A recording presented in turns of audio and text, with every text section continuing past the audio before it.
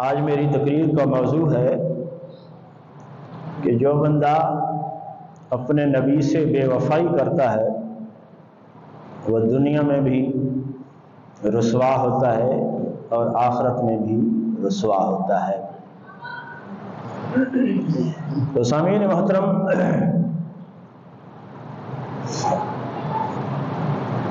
البدایہ والنہایہ کے اندر آتا ہے کہ شیطان 4 دفعہ رویا ہے، اس کی چیخیں نکلی ہیں 4 دفعہ۔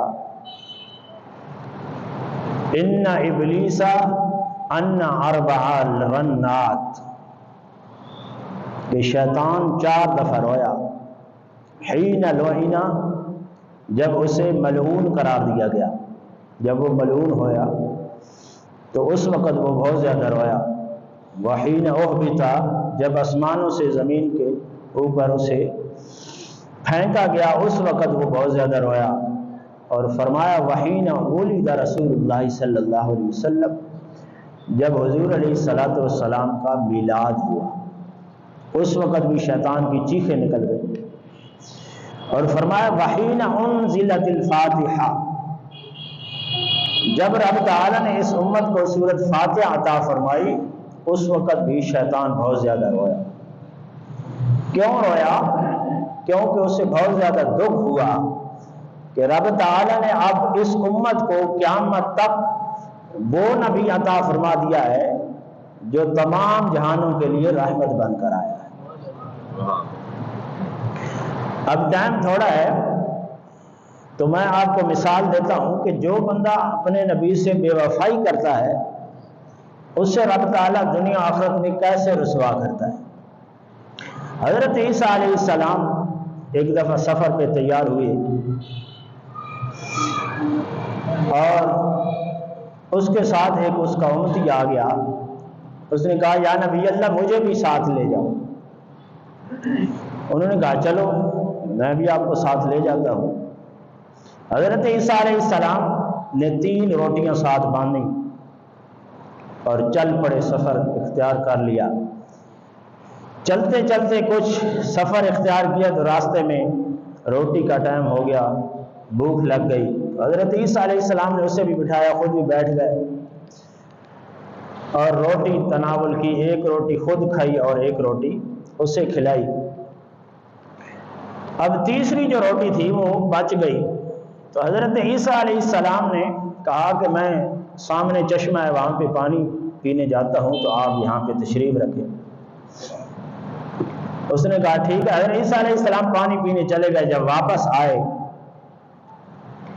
تو اس بندے نے روٹی چھپا لی۔ تو حضرت عیسیٰ علیہ السلام نے پوچھا کہ وہ روٹی کہاں ہے؟ اس نے کہا کہ مجھے پتہ نہیں ہے کہ وہ روٹی کہاں گئی۔ تو چونکہ وہ اللہ کے نبی تھے، اب اللہ کا نبی جو ہے وہ امتی کو ایسے سزا نہیں دیتا، وہ کسی طریقے سے دیتا ہے۔ تو حضرت عیسیٰ علیہ السلام نے کہا چلو آپ کے پاس نہیں ہے تو چلو آگے سفر اختیار کرتے ہیں۔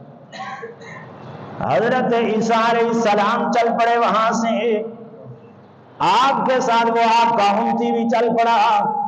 جب جناب والا تھوڑا سا سفر آگے کیا، حضرت عیسیٰ علیہ السلام نے ایک ہرنی کو دیکھا، اسے جناب والا اشارہ کیا، اس اشارے پہ حضرت عیسیٰ علیہ السلام کے قدموں میں وہ ہرنی آ گئی۔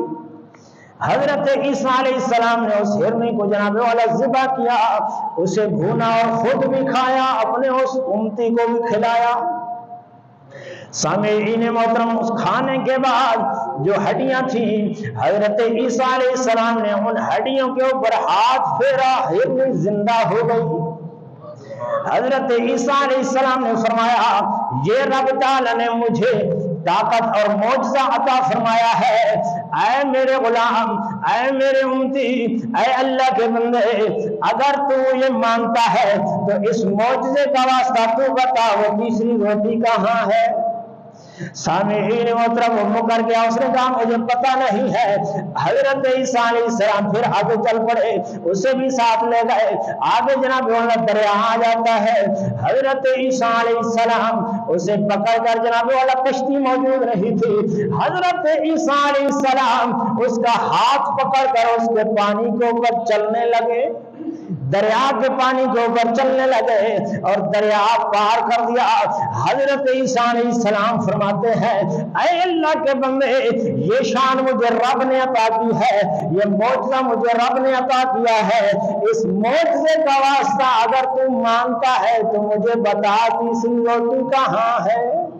وہ مکر گیا، اس نے بتایا نہیں۔ سامعین محترم ذرا توجہ کرو، حضرت عیسیٰ علیہ السلام پھر سفر اختیار کرتے ہیں، اسے ساتھ لے جاتے ہیں۔ آگے چلتے چلتے جناب والا ریتلا علاقہ آ جاتا ہے، ٹبے آ جاتے ہیں، ایک بہت بڑا ٹبا تھا ریت کا۔ حضرت عیسیٰ علیہ السلام فرماتے ہیں یہ ریت ہے اور دیکھ رب تعالی نے مجھے کیا شان عطا فرمائی ہے۔ حضرت عیسیٰ علیہ السلام اس ریت کے ٹبے پر ہاتھ پھیرتے ہیں، ریت کا ٹبا سونا بن جاتا ہے۔ یہ حضرت عیسیٰ علیہ السلام کا مقام ہے، یہ حضرت عیسیٰ علیہ السلام کے معجزات ہیں۔ سامعین محترم آپ نے فرمایا اے میرے امتی، یہ جو سونا ہے اس کے اب 3 حصے کریں گے، ایک حصہ میرا ہوگا، ایک حصہ تیرا ہوگا اور ایک حصہ اس بندے کا ہوگا جس کے پاس روٹی ہے۔ اب وہ بندہ دنیا دار تھا، لالچی تھا، اس نے فوراً کہا حضور وہ روٹی تو میرے پاس ہے۔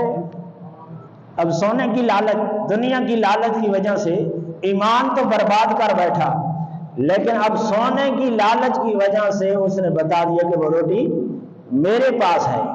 سامعین محترم حضرت عیسیٰ علیہ السلام نے فرمایا آپ نے پہلے کیوں نہیں بتایا؟ اب آپ کا دین تو برباد ہو گیا، آپ کا ایمان تو برباد ہو گیا، اب یہ سارا سونا تو لے جا، لہذا مجھے تو دنیا سے کوئی غرض نہیں۔ وہ بندہ بڑا خوش ہوا کہ مجھے جناب والا سونا مل گیا۔ حضرت عیسیٰ علیہ السلام نے اسے اپنے در سے ٹھکرا دیا اور انہیں اپنے سفر سے جناب والا علیحدہ کر دیا۔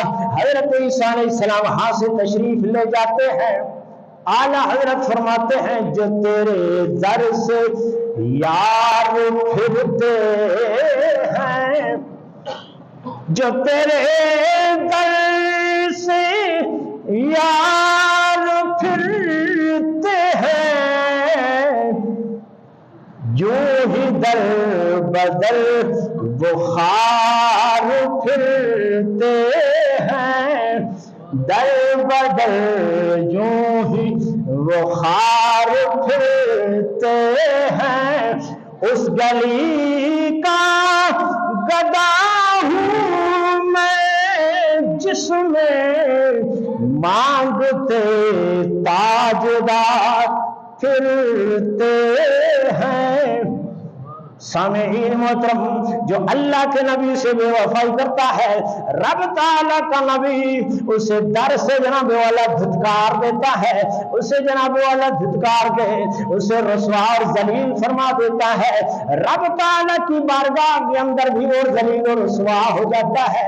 حضرت عیسیٰ علیہ السلام وہاں سے تشریف لے جاتے ہیں، وہ سونا سارا اس بندے کے پاس، اس بندے نے وہ سونا اٹھایا اور چلنے لگا خوش خوش، جناب والا دل کے اندر یہ خواب دیکھ رہا ہے میں اس سونے کا یہ بناؤں گا، میں اس سونے کا یہ بناؤں گا۔ سامعین محترم لیکن جو اللہ کو منظور ہوتا ہے وہی کچھ ہوتا ہے۔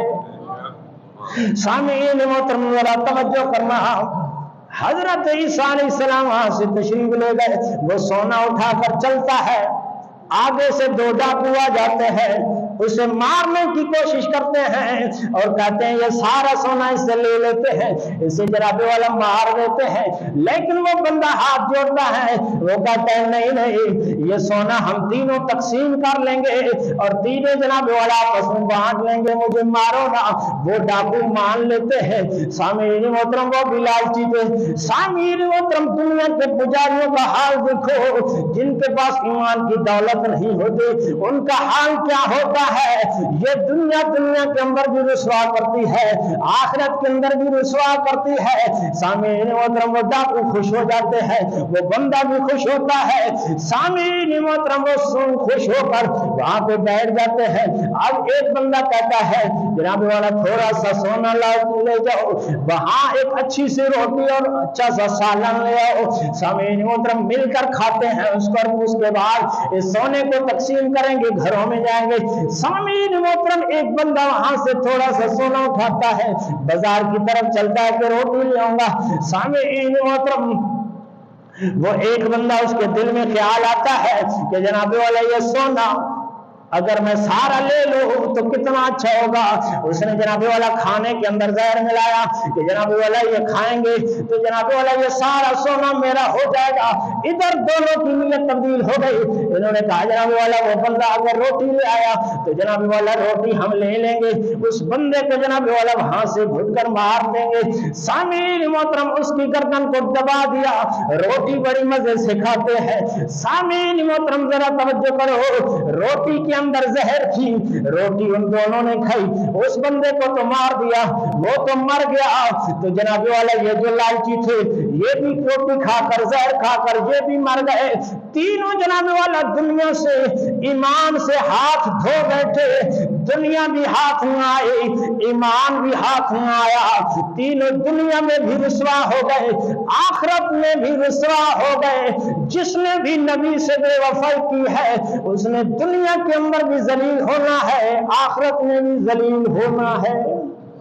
حضرت عیسیٰ علیہ السلام کچھ عرصے کے بعد وہاں سے گزرتے ہیں تو دیکھتے ہیں سونا اسی طرح پڑا ہوا ہے، اعلان کرتے ہیں، بستی والوں کو بتاتے ہیں، لوگ اکٹھے ہو جاتے ہیں، سارا واقعہ بتاتے ہیں۔ حضرت عیسیٰ علیہ السلام فرماتے ہیں او لوگوں، یہ دنیا ہے، جو بھی یہ حاصل کرتا ہے اور اپنا ایمان بیچ کر حاصل کرتا ہے، یہ دنیا نہ حاصل اسے ہوتی ہے نہ اسے آخرت حاصل ہوتی ہے۔